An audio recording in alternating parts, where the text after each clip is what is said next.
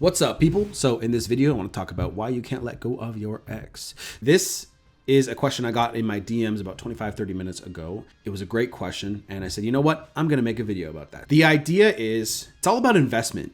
When you can't let go, it's about investments. So let's talk about investing really quickly.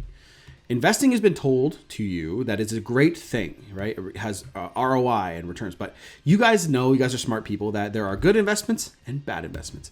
Relationships can be good investments if the other person is a good person. I'm not going to explain what a fucking good person is, but if the other person is on a path of growth and self-improvement and blah, blah, blah, then it's worth it to invest in your relationship. Now, investments take energy. Okay, physical, emotional, mental, spiritual energy. If you understand attraction correctly, then you are going to want your woman to chase you a little bit more than you chase her. Okay, this question usually hits me from guys who have it backwards. He's been looking and seeking her approval. He's been trying to get her attention. He's been trying to get her to pay attention to him. So when I think about, because the entire relationship was like that, right? I get down to the nitty gritty and he got complacent, she stayed with him maybe just out of pity. Who knows? Could have been a lot of reasons, right? That's a terrible example, but could have been a lot of reasons. And they always tell me because of this and this, everything was great in the beginning and blah, blah, blah. But it comes down to, they were in love, and not in love, but they were thinking about how they can get a return on that investment. And the Coach Red Pill made a great video about this called the sunk cost fallacy. So go watch that. But that's the idea. You want to get an ROI, you want to get a return on your investment, or you did, and now you're like, okay, how do I move on from here? So moving on from there is understanding your perception and your perspective, your clarity, taking the idea that not every investment was good and you made a mistake. Okay. Look, think about cars, right? I love cars. I fucking love cars. I could talk about cars all day long. I love the sound of cars. I love the look of cars. Saw a Lamborghini today, right? I don't have one, but I saw one. It was beautiful. It was blue on gold. It was nice. Cars are not good investments. Okay, unless you own like a car dealership or some sort of business that involves cars. But cars themselves, not good investments. They depreciate, right? Now, most cars. I'm going to get somebody in the fucking comments. Most cars depreciate. Most things like that depreciate, okay?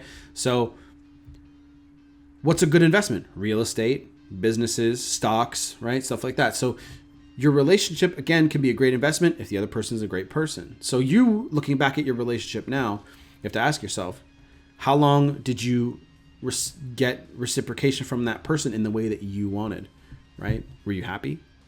So when you think about getting over and moving on from your ex, it really comes down to understanding that your investment was a shitty one, and you just need to move forward from there and invest in somebody that is on the same page as you, wanting the same things that you do.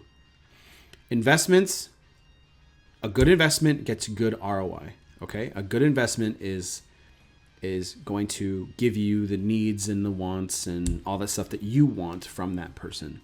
Okay. So then when you decide to, do something in your life and you got a great partner, they are going to be a support structure. Now, always remember, where do you go when you go through a breakup? The 4 pillars: your health, your wealth, personal development, social circle. Okay. Not everyone needs a social circle, right? But I feel like it's a good thing to have. Right? Are you thinking about who you want to become? Who do you guys want to be? Where do you want to go? Okay. That's why I talk about self-improvement so much, because self-improvement is the only way. It's the only way. Okay. It's the only way to get your ex back the right way, because they're going to be like, oh, we made all the changes that should have been made in the relationship if she broke up with you. Right. And it's going to make her look your way again and all this other stuff. But the real important thing is your perspective, your growth, your the way that you see relationships and life now. Understanding that bad investments happen. Okay? Let it go. It's okay. Just let it go. Because look, you have your entire life to live. A lot of the guys in their late teens, early 20s, they usually get really butthurt about the mistakes that they make. They're like, oh my God, and they beat themselves up all the time. I'm like, dude, like, you have so much time. There's not a race. the truth on top of that truth is life, society makes you think that everything's a race. It's not. It really isn't.